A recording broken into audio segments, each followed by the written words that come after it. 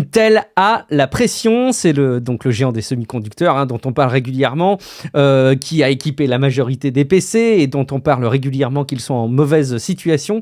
Ils ont donc accepté, on en avait parlé la semaine dernière, une participation, j'aime bien le présenter comme ça, de près de 10% de l'État en échange de subventions du CHIPS Act. Vraiment, écoutez l'épisode de la semaine dernière parce que tout vous est raconté. C'est un plan qui vise évidemment à relocaliser la production des puces aux États-Unis. Et ça soulève autant de questions de gouvernance que de tensions potentielles avec le marché et puis surtout à l'international, Guillaume, cette histoire. Oui, suite à l'annonce la semaine dernière sur la prise de 10% donc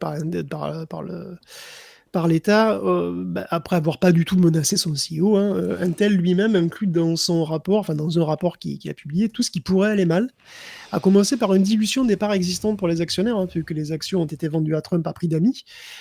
Par ailleurs, ça pourrait aussi limiter les possibilités d'obtenir des subventions supplémentaires pour le futur, puisque bon, il y a ce statut un petit peu flou.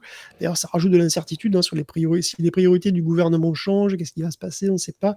Donc Intel s'attend même à ce que des groupes d'investisseurs ou des tiers attaquent carrément le deal en justice. En fait, il s'attend à tout, ce qui mentionne noir sur blanc, qui ne sait pas anticiper les myriades de conséquences potentielles. En fait, on a une info supplémentaire cette semaine, puisque Intel en réalité, serait pénalisé s'il vend sa filiale qui gère les usines. Pour faire rapide. Donc, en fait, s'il retient moins de 51% des parts de marché de sa branche fabrication, alors l'État pourra acquérir 5% de parts en plus pour 20 dollars par action. Un prix d'amis aussi, puisqu'au moment où je parle, l'action est autour de 24-25 dollars.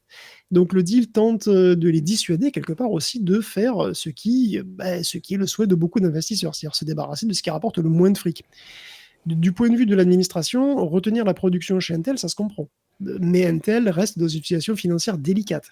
Et donc, cette option de dernier recours, qui a quand même été évoquée plusieurs fois, c'est une option en moins pour lui, puisqu'ils ne peuvent pas raisonnablement faire ça, ou alors c'est un peu compliqué.